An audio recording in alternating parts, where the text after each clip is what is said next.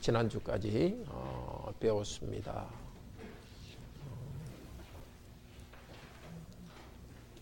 역사서 주로 중심으로 배웠고요. 그 다음에 예언서인데 그것은 다음에 또 하도록 하고, 이번 주부터는 신약, 마가복음, 또 누가복음 그렇게 배우도록 하겠습니다.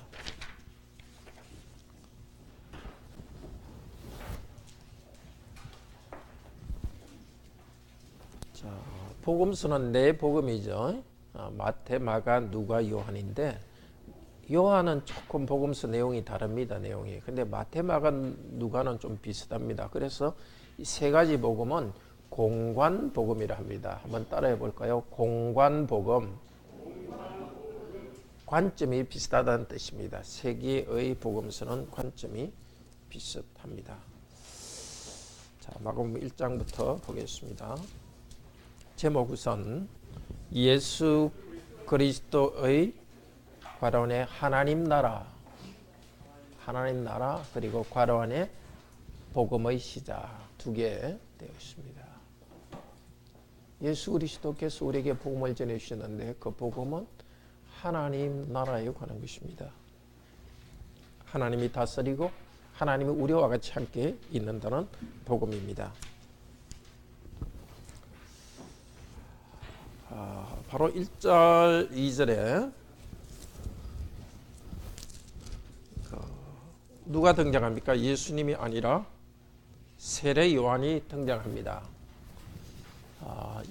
1절 2절 3절에 보면은 내가 내 사자를 내 앞에 보내니니, 여기 사자는 라이언이 아니고 천사입니다. 천사, 사신. 내가 내 사자, 여기 나는 누굴까요? 아버지 하나님이죠. 아버지 하나님께서 내 사자는 네 앞에 보낸, 두 번째 나오는 네는 누굴까요? 너희 앞에는 예수 그리스도입니다. 하나님께서 말씀하십니다. 내가 나의 천사를 예수 그리스도 너 앞에 보내리라. 길을 준비할 것이다. 이것은 말라기 3장 1절에서 예언된 것입니다. 그 말대로 요한이 나타났습니다. 성경에 요한은 두 명이죠. 예수님의 제자인 요한이 있고 또 한 명은 오늘 나오는 예수님의 사촌형입니다. 예수님보다 먼저 와서 몇 개월 먼저 태어나서 예수님에 대해서 가르칩니다. 그래서 사도 요한이라고 그러고 예수님의 제자는, 지금 여기 나온 요한은 무슨 요한이라고 그러죠? 예, 맞습니다. 세례 요한. 이제 세례 요한이 왜 세례 요한이라 하느냐면 세례를 줬기 때문이다. 많은 사람이 세례 요한 앞에 와서 세례를 받고 자기 죄를 고백하였습니다. 그때 세례 요한이 나 뒤에 나보다 크신 분이 온다. 능력 많으신 분이 오는데 나는 그분의 신발끈도 풀지를 못할 정도다 하고 높은 분이라고 말했습니다. 근데 세례 요한의 모습은 이게 가죽 허리띠를 띠고 낙타 트롯을 입고 메뚜기와 여기 석청이라는 것은 꿀을 먹었습니다. 근데 이 모습은 구약의 엘리야와 비슷한 모습이에요. 선지자. 그리고 엘리야에 대해서는 또 말라기 4장, 구약의 제일 마지막 성경입니다. 말라기 4장에 보면은 엘리야가 내가 메시아가 오기 전에 올 것이다 하고 이야기했습니다. 그러니까 구약 말라기 3장에서는 하나님께서 천사 내 사자를 보낼 거라고 예언했고 4장에서는 엘리야를 보낸다고 했는데 엘리야와 같은 모습으로 나타났습니다. 예수님은 성령으로 세례를 줄 것이다 8절에서 말했는데요. 근데 예수님께서 세례 요한에 나타나서 세례를 주었습니까? 세례를 받았습니까? 오히려 세례를 받았죠. 예. 우리에게 세례를 주신 그분께서 먼저 세례를 받았습니다. 세례는 죄가 있는 사람이 받을까요? 죄가 없는 사람이 받을까요? 죄 있는 사람이 받죠. 씻기 위해서. 근데 예수님께서는 죄가 없지만은 우리를 대신해서 우리를 위해서 죄인이 되시고 세례를 받았습니다. 이 예수님의 세례는 이미 십자가를 나타내 보여주고 있어요. 우리 대신해서 벌 받으신 예수님. 근데 예수님께서 세례받고 밑에 산으로 올라오실 때 어떤 일이 있었느냐? 우리 10절 11절 같이 읽읍시다. 곧 물에서 올라오실 때 하늘이 갈라짐과 성령이 비둘기같이 자기에게 내려오심을 보시더니 하늘로부터 소리가 나기를 너는 내 사랑하는 아들이라 내가 너를 기뻐하노라 하시니라. 여기 이것이 중요한 구절입니다. 삼위일체에 대해서 우리가 배우는 중요한 구절입니다. 자, 예수님은 사람이 되어서 세례를 받고 있죠. 하늘에서 성령님께서 비둘기 같은 모양으로 내려왔죠. 아버지 하나님은 너는 내 사랑하는 아들이라. 그래서 우리가 삼위일체 하나님, 아버지 하나님, 아들 하나님, 성령 하나님 분명히 다른데 또 하나님은 또 한 분으로 되어 있는 정말 신비한 이거 우리는 알 수 없지만 이렇게 되어 있기 때문에 우리는 믿습니다. 이렇게 믿고 나아갈 때 우리는 하나님에 대해서 은혜를 알고 경험하게 됩니다. 자, 예수님이 세례 받으신 다음에 뭘 하죠? 12절에 보면 시험을 받으시는데 어떻게 시험을 받으세요? 마귀에게 시험을 받는데 12절을 보면 누가 끌고 가죠? 성령님이. 자, 우리도 이걸 아셔야 됩니다. 마귀가 우리를 시험할 때 항상 성령님의 돌보심이 먼저 있습니다. 하나님께서는 내버려 두지 않으시고 그 가운데 우리를 감싸고 있습니다. 마귀는 우리의 스파링 상대와 비슷해요. 이 복싱 선수들 이렇게 권투 나가기 전에 이렇게 막 이렇게 연습하기 위해서 누군가 이렇게 싸우잖아요. 그래서 우리를 갖다가 더 하나님께 가까이 가기 위해서 하나님께서 마귀도 쓰십니다.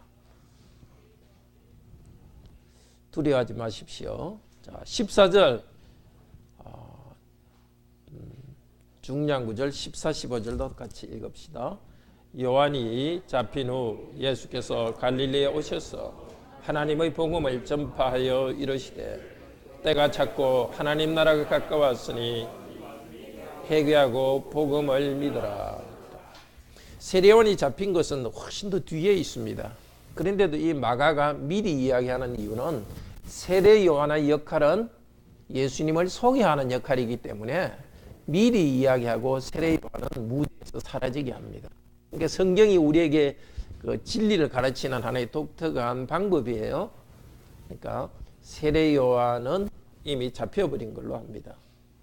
이제 예수님께서 복음 전파합니다. 때가 찼고 누가 이게 농담으로 목욕탕에 가야죠 이렇게 이야기도 옛날 그 아재개가 유행할 때는 때가 찼고 하니까 목욕탕에 가야죠. 자, 하나님이 원하시는 때가 왔고 하나님 나라가 가까웠다. 회개하고 복음을 믿으라. 하나님 나라가 어떻게 가까이 왔습니까? 예수님이 오셨으니까 가까이 온 겁니다. 하나님 나라가 다른 데 있는 것이 아니라 하나님의 나라의 왕 예수께서 오셔서 하나님 나라를 세우기 때문에 하나님 나라가 왔습니다. 하나님 나라는 누가 있어야 되죠? 하나님이 있어야 되죠.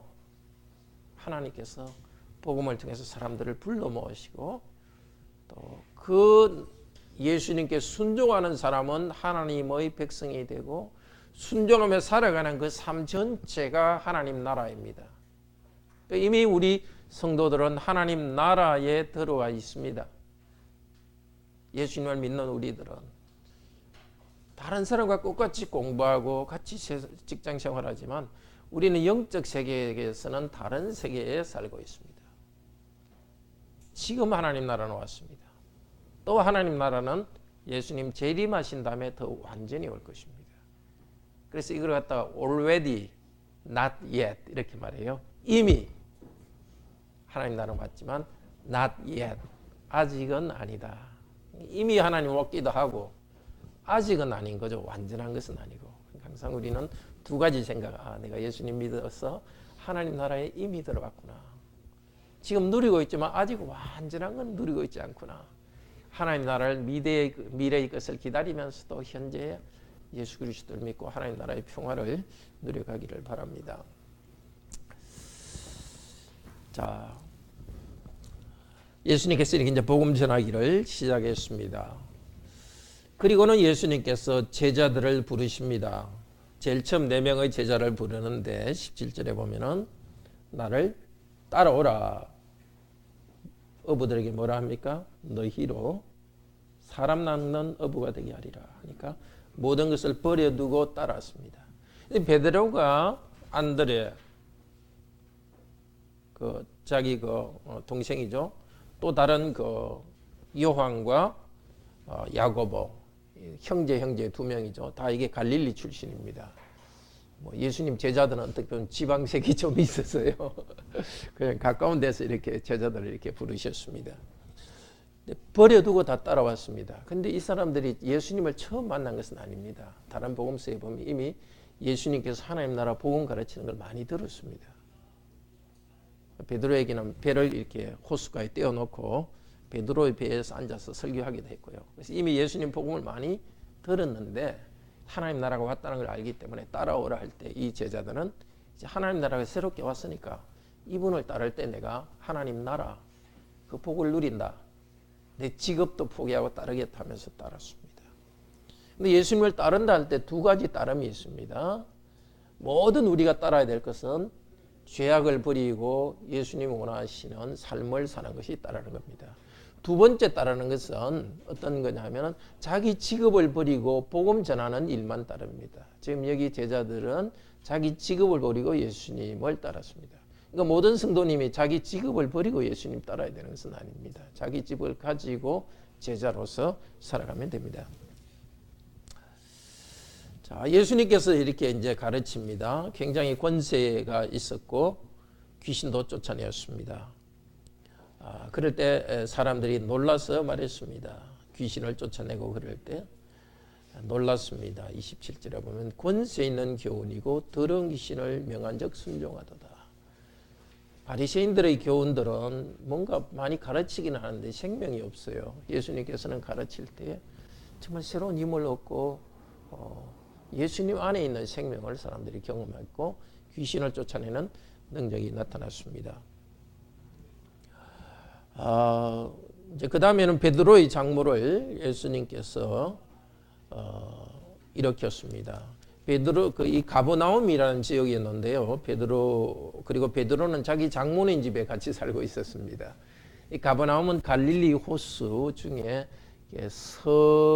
서북쪽에 있는 아주 중요한 지역인데요. 북쪽에서 내려오는 큰 길하고 서쪽에서 동쪽으로 가는 큰 길이 만나는 그 지점에 있습니다. 베드로의 장모를 병을 낫게 하니까 뭘 했어요? 베드로의 장모가 31절 같이 읽읍시다. 나아가사 그 손을 잡아 일으키시니 열병이 떠나고 여자가 그들에게 수종되니라. 수종은 그들은 제자들이죠. 수종은 뭐냐면 여기서 디아코네오입니다. 디아코네오. 영어로 디콘이란 말이 왔죠. 섬긴다는 뜻 혹은 식사 봉사한다는 뜻입니다. 집사님들이 특히 이제 성도들의 재정적인 문제를 돌보고 디컨으로 일합니다. 그뿐만 아니라 교회 모든 직분자들은 이렇게 식탁 봉사하듯이 섬기는 자입니다. 목사나 장로나 집사나 모두가 다 섬기는 직분자입니다. 자, 이렇게 이제 병을 고친 다음에 이제 예수님께서 귀신들을 많이 쫓아내고 그리고 예수님께서는 일을 많이 하셨지만 뭘 하셨죠? 35절에 보면은 새벽 일찍 일어나서 한적한 곳에 가서 뭐 했죠? 기도하셨습니다. 자, 우리는 정말 기도에 대해서 배워야 되겠습니다. 큰 능력이 있어서 귀신을 쫓아내는 하나님이와 사람이신 예수님도 이렇게 새벽에 기도했습니다. 꼭 새벽에 기도해야 되는 건 아닙니다. 잠 많은 사람은 좀 늦게 기도하셔도 되고 어쨌든 우리가 무슨 백으로 기도하지 않고 이렇게 뭘 믿고 기도하지 않고 지낼 수 있겠습니까?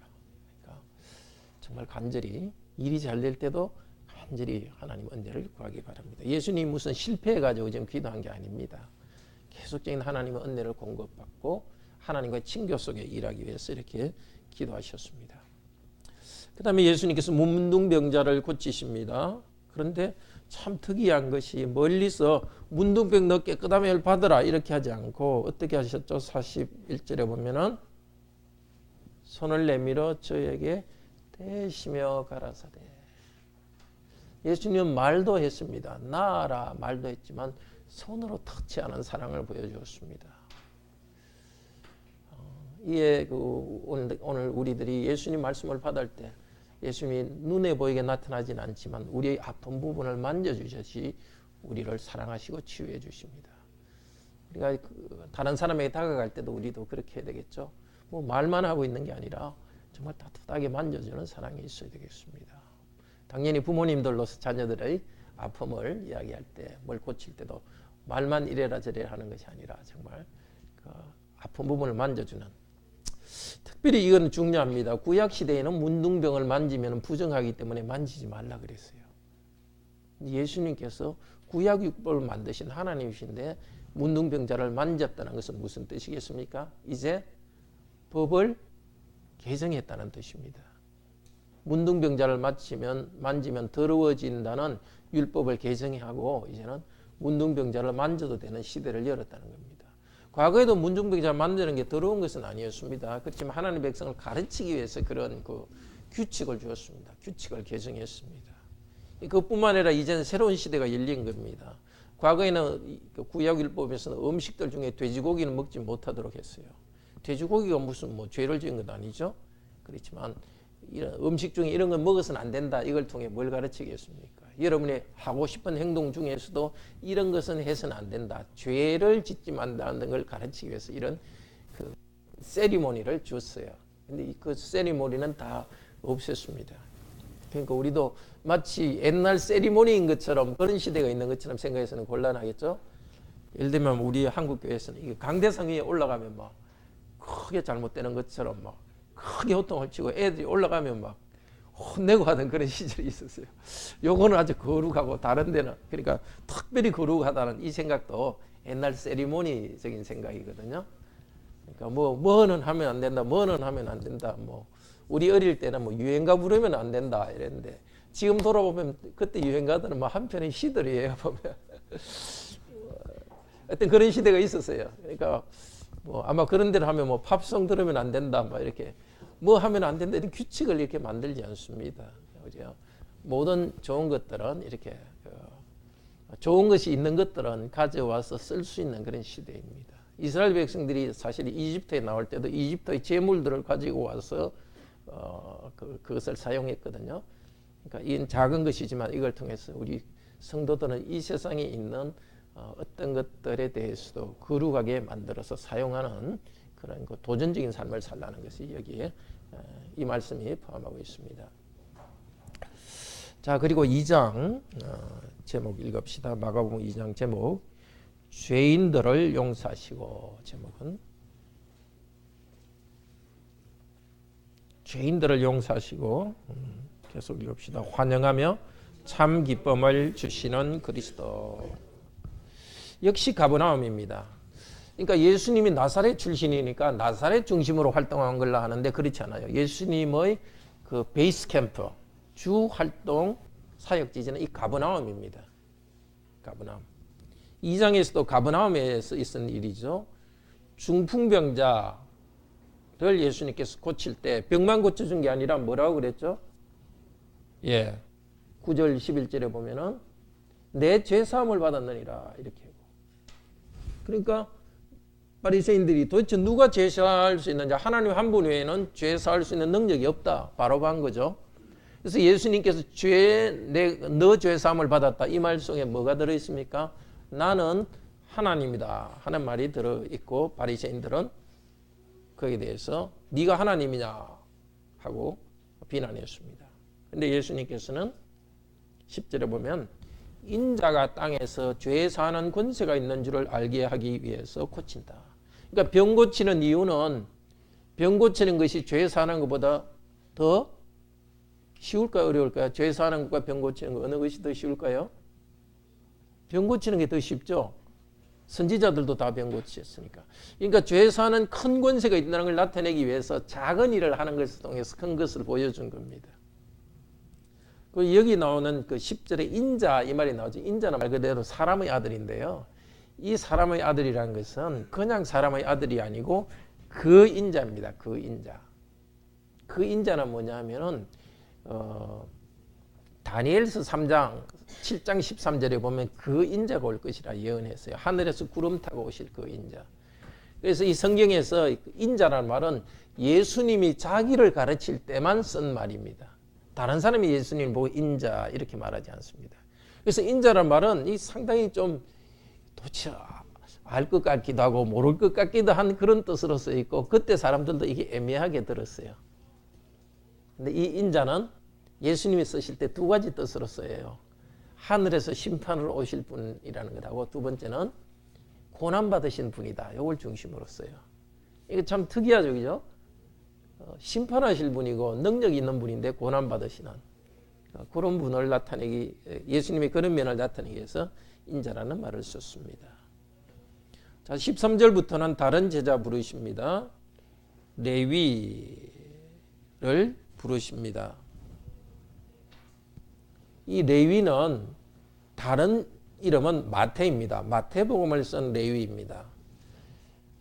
이 세관에 앉았다 그랬는데 요즘처럼 세무서, 큰 세무서 있는 세무관리가 아니고 고속도로 톨게이트 비슷한 겁니다. 이게 그 사람 집이 톨게이트처럼 비슷하게 돼 있어가지고 길 가는 사람들한테 통행세도 받고 관세도 받고 그 물건 사고 팔 때 세금도 받는 그 사람입니다. 아주 악랄한 사람들이죠.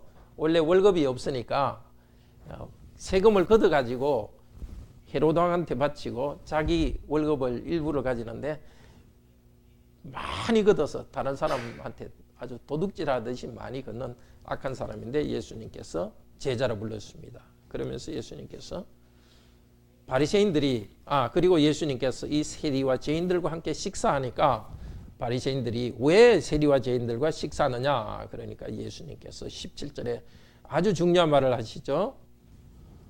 2장 17절 같이 읽읍시다. 예수께서 들으시고 그들에게 이르시되 건강한 자에게는 의사가 쓸데없고 병든 자에게라야 쓸데있느니라. 나는 의인을 부르러 온 것이 아니요 죄인을 부르러 왔노라. 바리새인들은 참된 영혼의 의사가 아니었기 때문에 이 죄인들을 멀리 했습니다. 가까이 가면은 자기들이 더러워질 걸로 생각하고 피했습니다. 그러나 예수님께서는 영혼의 의사이기 때문에 그들을 피하지 않고 가까이 가서 치료해 주었습니다. 예수님은 의인을 부르러 오지 않았습니다. 다른 말로 하면 자기가 의인이라고 생각하는 사람들은 구원받을 수 없습니다. 세리와 죄인처럼 자기가 죄인이라고 하는 사람들이 구원을 받습니다. 자, 그리고 금식을 이야기하는데 바리새인들은 금식하는데 왜 예수님 당신 제자들은 금식하지 않습니까? 이래 하니까 19절에 보면은 혼인집 손님들이 신랑과 함께 있을 때는 금식할 수 없다. 그러나 신랑이 빼앗길 날에는 금식할 것이다. 여기 신랑은 예수 그리스도를 말합니다. 예수 그리스도께서 제자들과 함께 있을 때는 금식할 때가 아니고 신랑이 빼앗길 때, 예수님께서 이제 하늘에 올라가시고 지금 우리가 신랑을 빼앗긴 때죠. 지금은 이제 금식할 때죠. 우리가 기도할 때 정말 금식 간절히 기도하고 기도에 집중할 때는 금식하며 기도할 필요가 있습니다. 그렇지만 중요한 것은 금식 그 자체를 하던 시대는 지났습니다. 금식 그 자체가 공로가인 것처럼 할 때가 지났습니다. 예수님과 함께 있으면서 또 기뻐하고 즐거워하는 시대이기도 합니다. 우리는. 그 다음에는 안식일에 밀밭 사이로 지나가면서 제자들이 이렇게 밀을 손으로 비벼서 먹었습니다. 그러니까 역시 또 누가 등장하죠? 나쁜 사람들이 등장하죠. 누구죠? 또 바리새인들이 등장합니다. 왜 안식일에 하지 못할 것을 했느냐? 뭐가 잘못됐다고 말하는 거죠? 나무밭에 들어가서 밀리삭을 비벼 먹은 게 잘못된 거예요. 그 사람들이 그거 보고 그 문제를 삼고 있어요. 뭘 문제 삼고 있죠? 안식일에 그렇게 했다고 그러죠. 구약 백성들은 하나의 가족처럼 생각했기 때문에 배고프면 나무 밭에 들어가서 이렇게 이삭도 비벼 먹고 무도 뽑아 먹고 뭐 그렇게 할 수 있게 했어요. 그렇지만 안식일에 했다고 지금 뭐라 그러는 거예요? 예수님의 답이 뭡니까? 27절에 보면 안식일은 사람을 위하여 있는 것이지 사람이 안식을 위하여 있는 것이 아니다. 인자는 안식일의 주인이라. 두 가지 말씀했어요. 그냥 안식일을 갖다 그냥 규칙으로만 지키는 게 아니다. 안식일은 사람에게 참 기쁨, 예배의 기쁨을 주는 날이다. 두 번째로 안식일의 중심은 예수 그리스도다. 우리 요즘 주일에도 마찬가지죠. 주일의 핵심은 뭘 하면 안 된다, 막 두려워하는 게 아니라 사람을 위하여 우리가 예배드리고 힘을 위한 우리를 축복된 날이고, 또 하나는 그 인자 예수 그리스도께 예배하는 날입니다. 자, 3장 제목 봅시다. 그리스도를 누구의 세력? 마귀의 세력으로 모는 종교 지도자와 가족. 예수님을 마귀의 세력으로 몰았습니다. 그리고 예수님은 말씀의 바라원에 제자 공동체를 건설했습니다.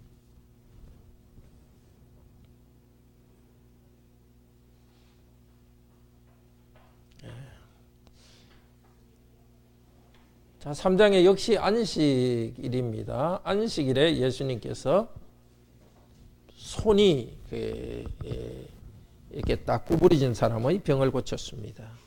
그러니까 사람들이 왜 안식일에 일하느냐 하니까 안식일에 선을 행하는 것이 옳다 이렇게 말했습니다. 우리도 주일에 그냥 뭘 안 하는 것이 중요한 게 아니라 뭔가 선을 행할 수 있도록 부모님들 돌아보고, 정말 우리가 좀 뭐 힘이 약해서 못하지만 주위에 병든 사람도 돌아보고 또 전도도 하고, 그것이 주일에 우리가 할 일입니다. 자, 이때부터 벌써 3장 6절에 뭐라 그럽니까? 읽어봅시다. 3장 6절. 바리새인들이 나가서 곧 헤롯 땅과 함께 어떻게 하여 예수를 죽일까 의논하니라. 마가복음이 16장까지인데요. 벌써 3장부터 예수님을 죽이려는 음모가 나옵니다. 그러니까 복음서의 전체 중심이 바로 예수 그리스도의 십자가로 지금 향하고 있다는 것을 알 수 있겠죠. 자, 이제 예수님께서 제자들을 부르십니다. 제자들을 부르실 때 제자들에게 뭘 주셨느냐 하면 14절 15절에 보면은 예수님과 함께 있게 하시고 또 보내셔서 전도도 하며 귀신도 내어 쫓는 권세도 있게 하셨어. 그러니까 제자들의 사명은 두 개입니다. 먼저는 예수님과 함께 있는 게 첫째입니다. 두 번째는 보냄받는 겁니다. 이 보낸다는 것이 apostle이고 거기서 사도라는 말이 나왔죠. 그래서 사도는 보냄받은 자라는 뜻입니다. 그래서 보냄받기 전에 뭐가 더 중요하죠? 같이 있으면서 배우고 사랑받고, 이것이 문제입니다. 그 다음에 가서 전도하고 귀신 쫓아내는 능력을 주셨습니다. 우리도 마찬가지입니다. 예수님의 제자로서 세상 속에 나가서 하나님 나라 건설하고 직업을 통해 하나님께 영광 돌리고 가정을 세우고 해야 됩니다. 근데 그보다 먼저 있어야 될 것이 예수님과 함께 있는 것. 배우고 예수 그리스도를 절구하고 교회에서 예배드리고, 또 가정에 있을 때도 직장에서 일할 때도 일하기 전에 먼저 예수님과 동행하는 것이 먼저입니다. 말씀을 사람들에게 나누고, 또 하나는 귀신 쫓아내는 능력. 이건 여러 가지를 다 포함합니다. 이 세상의 악과 싸워서 거룩한 하나님 나라를 이루는 것. 그 실제도 귀신의 세력에 넘어가지 않고 이기는 것입니다. 예수님께서 너무너무 바쁘게 일할 때에 21절에 보면 예수님의 친족들이, 가족들이 예수님을 갖다 잡으러 왔어요. 왜 그렇습니까? 미쳤다고. 그 다음에 또 예루살렘에서 그 북쪽 갈릴리 지역으로 온 예루살렘에서 나온 서기관들이 또 예수님은 바알세불에 들렸다, 귀신 들렸다, 그 사람들도 그렇게 말했어요. 여기 바알 22절에 바알세불이 집혔다 이렇게 하죠. 이게 좀 표현이 좀 그래도 바알세불을 가지고 있다, 귀신 들렸다 이 뜻입니다. 바알세불은 귀신 대장을, 사탄의 다른 이름이 바알세불입니다. 그러니까 예수님께서 뭐라 그러느냐? 아니다. 27절에 사람이 먼저 강한 자를 결박하지 않고는 강한 자의 집에 들어가서 세간을 강탈하지 못한다. 그러니까 예수님은 강한 자, 사탄보다 더 강한 자로서 사탄을 누르신다는 겁니다. 그러니까 사람들은 사탄의 부하가 귀신들이거든요. 예수님이 귀신들을 쫓아내니까 바리새인들이 귀신 대장의 힘으로 귀신 쫓아낸다 하니까 예수님께서 아니다. 나는 그 사탄보다 큰 능력 있는 분으로서 귀신을 쫓아낸다 이렇게 말했습니다. 자, 그때 이제 31절에 보면 이제 예수님의 어머니와 동생들이 예수님을 찾았습니다. 예수님 귀신 들렸다 하면서 찾았는데 예수님이 뭐라 그랬죠? 누가 내 가족이냐? 여기에 여기에 함께 있는 자들이 내 가족이다. 35절에 보면 하나님의 뜻대로 하는 자들이 내 가족이다. 이것을 오해해서는 안 되겠죠. 이런 걸 오해하면 이제 이단처럼 됩니다. 뭐 믿는 사람만 가족들이라 이래갖고 막 이혼하라 그래가지고 돈 다 그냥 모아가지고 이렇게 한 곳에 들어가가지고 뭐 자기들끼리 사는 그런 이 강조하기 위해서 하는 말이죠. 이제 가족이 가족이지만은 가족과는 다른 가족보다 더 본질적인 하나님 나라의 공동체가 세워지고 있다는 뜻입니다. 가족에 대한 의무도 해야 되고 믿지 않는 가족에 대해서도 우리는 부모님께 효조도 해야 되고 잘해야 됩니다. 그렇지만 가족은 그 일시적이지만은 하나님 나라 백성, 교회 백성은 영원히 나가는 하나님 백성입니다. 그러니까 하나님 백성의 연대, 하나님의 백성과 함께하는 이 그 경건의 공동체, 그것이 중요하다고 가르치는 것입니다. 예수님을 비난하는 사람들 사이에 예수님은 별로 말싸움하지 않았습니다. 대신에 제자 공동체, 교회를 세웠습니다.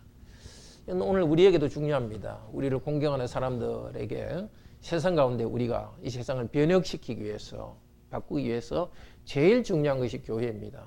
교회 안에서 우리가 새로운 삶을 살고 변화되고 거기에서 또 가정도 변화시키고 교회에서 새 힘을 얻어갖고 우리가 다 흩어져서 직장 생활하고 또 투표할 때도 바로 하고 그럴 때 세상이 변하는 겁니다. 그러니까 누가 내 가족이냐 할 때 우리 진짜 가족도 혈육의 가족도 중요하지만 정말 영적 한 공동체인 가족들을 참 귀하게 여깁시다. 자, 4장 제목 읽어봅시다. 말씀을 깨닫게 하고 환난 가운데 자라게 하시는 그리스도. 예수님께서 씨 뿌리는 비유를 하셨죠. 어떤 씨 뿌린 자 비유의 첫 번째 씨는 어디에 뿌려진 씨? 길가에 뿌려진 씨. 두 번째는 돌밭에 뿌려진 씨. 세 번째는 가시덤불에 뿌려진 씨. 네 번째는 좋은 밭에 뿌려진 씨. 길가에 뿌려진 씨는 하나님 말씀을 듣기는 듣되 그냥 졸아버리고 예배시는 졸아버리고 이게 또 들은 말씀도 기억도 안 하면 그냥 마귀가 그냥 가져가 버려서 말씀이 없어져 버려요. 두 번째 돌밭에 뿌려진 씨는 어떤 마음이에요? 말씀을 받아가지고 너무너무 좋다. 말씀 잘 배웠다 하고 이대로 살아야지 했는데 막상 살다 보니까 힘들고 그 때문에 손해도 보니까 에이 그만두자.